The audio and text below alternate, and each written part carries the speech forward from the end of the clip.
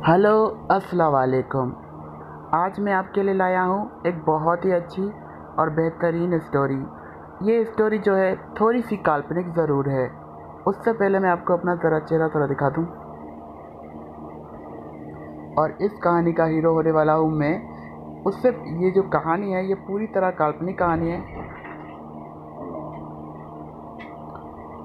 और बहुत मज़ा आने वाला है। तो अब ये कहानी हम करते हैं शुरू। इस कहानी में एक लड़का जिसका नाम होता है बाबर, वो अपनी ग्रे माँ के साथ रहता है। उसके जो अब्बू जान और उसकी अम्मी जान थे, वो दोनों कार एक्सीडेंट में मर गए थे। इसलिए घर का खर्चा उनकी दादी माँ चलाती थी। उन्हें बेनज़ीर के इनकम सपोर्ट के पैसे मिलते थे जिससे वो अपना घर चलाती थी। और बाबर पैसे ऐसे उड़ाता था जैसे कि पैसे बहुत ज़्यादा हैं और बहुत कभी ख़त्म होंगे ही नहीं। वो फ़िल्मों पर, कैसेट्स पर पैसे ज़ाया करता था। वो जब बहुत छोटा था तब उसके अम्मी अबू मरे थे, यानी कि इसकी दादी ने इसे इतने प्यार से पाला था कि इसे पता ही नहीं था कि इसके अम्मी अबू इस दुनिया में अब नहीं रहे। ये तो अपनी दादी को ही सब कुछ समझता था।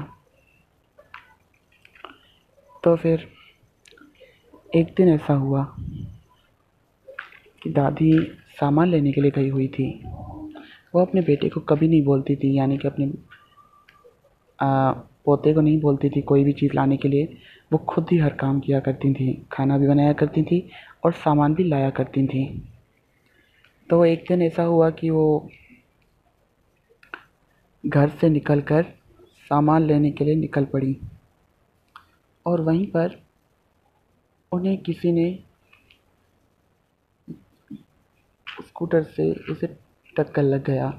तो उस एक्सीडेंट में अब उसकी दादी भी नहीं रही थी। अभी तो ये बाबर को पता ही नहीं था। बस जब शाम हुई तो उन्होंने दादी को ढूंढने की कोशिश की।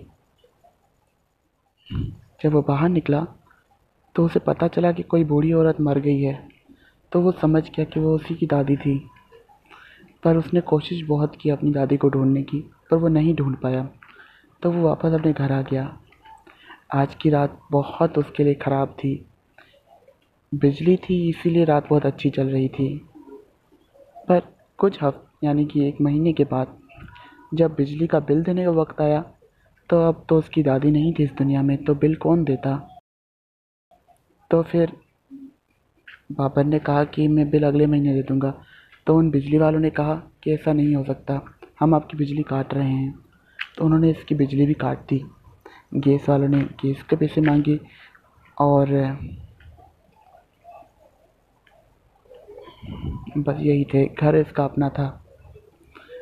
तो फिर इतने बुरे हालात हो गए कि खाने पीने के लिए भी कुछ नहीं था। तो बाबर को कुछ और वो घर से कभी इतना दूर निकला नहीं था। तो वो अब मजबूरन घर से दूर निकला, ये सोच कर कि अब कहीं से पैसे लाने होंगे। वो जब निकला देखा कि पैसे तो ऐसे है ही नहीं, कौन इसे पैसे देगा, क्योंकि वो किसी को भी नहीं जानता था, ना अपने रिश्तेदारों पहचान वाले को। उसके बाद बाबर निकला और वहाँ पर देखा कि एक शख्स दूसरे शख्स से भीख मांग रहा था। तो बाबर को लगा कि इस तरीके से अगर पैसे कमाते हैं तो शायद मेरी दादी भी इसी तरीके से पैसे कमाती थी, तो मैं भी ये कोशिश करके देखता हूँ। तो इसने भीख मांगी। थोड़ी सी इसे आदत हो गई भीख मांगने की, तो ये डेली भीख मांगने लगा। पर एक दिन वहाँ के एक भिखारी ने से कहा तुम हमारी जगह पर भीख नहीं मांग सकते, ये हमारा इलाका है। तो फिर वहाँ से बाबर को भगा दिया उन लोगों ने, डराकर धमकाकर। तो फिर बाबर चला गया और रात को जब बिजली नहीं थी घर में तो वो पूरी रात रोता रहा। जब दरवाजे खटखटाते तो वो बहुत रोता, क्योंकि उसे डर लगता था। क्योंकि रात को तो हर किसी को डर लगता है, अगर बड़ा हो या छोटा, सब लोग रात को बहुत डरते हैं। इस तरह से बाबर भी डर रहा था रात को। तो बाबर ने सोचा अब मैं क्या करूं। अब इतना अंधेरा है, तो वहीं पर वो जागता रहा। थोड़ी बहुत चाँद की रोशनी उसकी खिड़की से उसके कमरे में आ रही थी, पर बाबर को डर बहुत लग रहा था। वो अपने घर के नीचे भी नहीं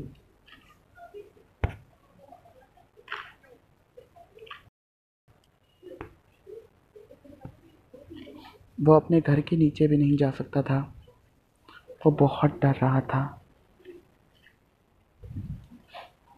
जैसे कैसे उसने एक रात गुजार ली। अगले दिन वो इतना मजबूर हो गया कि अब उसे अपनी दादी की याद आने लगी। और जब किसी पार्क में बैठने गया, यानी कि जिन्ना बाग में, तो वहाँ पर देख रहा था कि बहुत से लोग अपनी फैमिलियों के साथ आ रहे थे, पर इसके पास कोई अपनी फैमिली नहीं थी। क्योंकि आप लोग जानते हैं, लड़कियों को तो एक्सेप्ट लोग कर लेते हैं, चाहे वो गरीब घराने की हो या अमीर घराने की हो, पर लड़कों में ऐसा नहीं होता। लड़कों में अगर वो अमीर घराने का है तभी उसे थोड़ा बहुत लोग एक्सेप्ट करते हैं, पर गरीब घराने वाले लड़कों को तो बिल्कुल ही कोई एक्सेप्ट नहीं करता। और ये इतना छोटा भी नहीं था कि कोई इसे गोद लेता, और गोद भी कोई ऐसे नहीं लेता, वो भी किसी लड़की को, ये मुश्किल से ही काम होता है। तो एक लड़का होकर उसे भला कौन गोद लेता। सब लोग कहते हैं कि बहू बेटियां होती हैं घरों में, तो कैसे कोई पराए बेटे को लेगा। यही सब कायदे कानून चल रहे थे। तो बाबा सोच रहा था कि क्या अल्लाह, आपने ऐसे रूल्स क्यों बनाए हैं जिसमें अब मैं सिर्फ तन्हा रह गया हूँ, और मेरे साथ कोई नहीं है जो मेरे साथ रात गुजार सके, या एक पल मेरे साथ कोई बात कर सके, जो मेरे सामने मेरे साथ रातों को सो सके। अब मैं इस तन्हाई में रातों को कैसे सोऊंगा, इन अकेलेपनों में। आप जानते हैं कि लड़कियों को तो अच्छे घर मिल जाते हैं, पर मुझे कहाँ से अच्छा घराना मिलेगा। कोई भी मुझे एक्सेप्ट नहीं करेगा, क्योंकि मैं एक लड़का हूँ। लड़की को थोड़ी कोई एक्सेप्ट करता है, अपने घर में जगह देता है। अगर मैं चाहूँ किसी और को जगह देना, तब भी कोई नहीं आएगा, क्योंकि मैं गरीब हूँ। मेरे पास कुछ नहीं है मेरे मौला, तू ही मेरी कुछ मदद कर। ये सब तो बाबर की सिर्फ सोच थी। आगे आने वाले वक्त में तो और ज़्यादा मुश्किलातें उसकी बढ़ने वाली थी। रात को जब रात को जब बाबर सोने गया अपने कमरे में, यानी कि थोड़ी कम रात थी, उसने सोचा था कि अब मैं सो जाऊंगा, यानी कि मगरिब के टाइम को सो रहा था।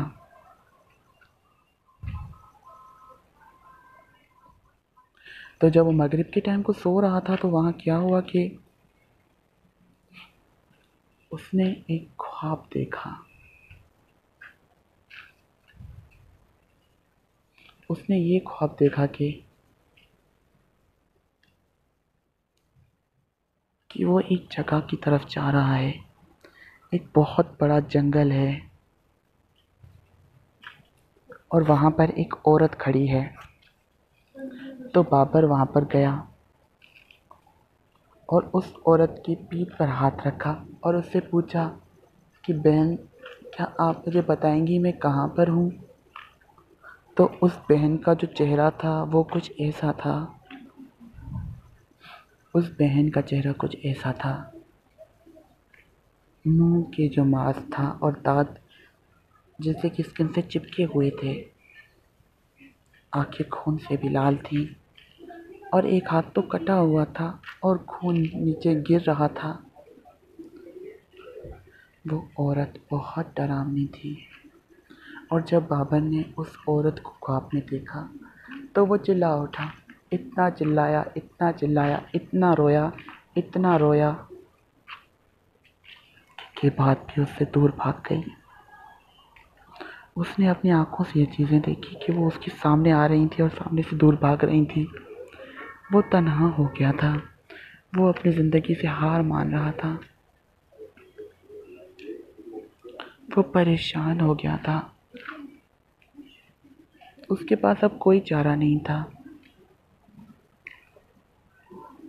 उसने ज़िंदगी में काम करने की बहुत कोशिश की, और उसने अल्लाह से ये दुआ मांगी कि अल्लाह ताला मेरी अगर कोई कसूर है, मेरा कोई गुनाह है तो आप मुझे प्लीज़ माफ़ कर दें। अब इस तजाली दौर में मैं नहीं रहना चाहता जहाँ पर मर्द होने की सज़ा ये मिले कि अब मेरे साथ ना कोई बात करने वाला है, ना कोई दुख सुख शेयर करने वाला है। और मैं तो इतना बदनसीब हूँ कि आपके लिए एक वक्त भी नमाज नहीं पढ़ पाता, और मेरे पास तो कपड़े भी नहीं है पहनने के लिए। ऐसी ज़िंदगी से तो मौत अच्छा है मेरे रब। अगर पहले दादी अगर होती तो कुछ ना कुछ ज़रूर ज़िंदगी में हो जाता मेरे मौला।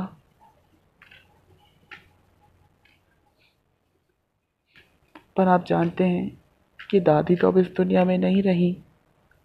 अब मेरा कोई भी इस दुनिया में नहीं है मेरे मौला, तो बस मुझे अपने पास बुला ले, ऐसा बाबर ने बोला। फिर कुछ दिनों तक तो उसकी हालत थोड़ी सी और बुरी हो गई और वो अपनी दादी की तस्वीर देख रहा था और उनकी दादी बहुत प्यारी दिखती थी। वो ये सोच रहा था कि काश दादी दोबारा इस दुनिया में आ जाए। तो उन्होंने अपने ख्वाब में अपनी दादी को देखा और वो बहुत मुस्कुराए, एक दिन के लिए सही। तो उसने अपने घर के अपने कमरे के अंदर नमाज़ पढ़ी, अल्लाह का ज़िक्र किया।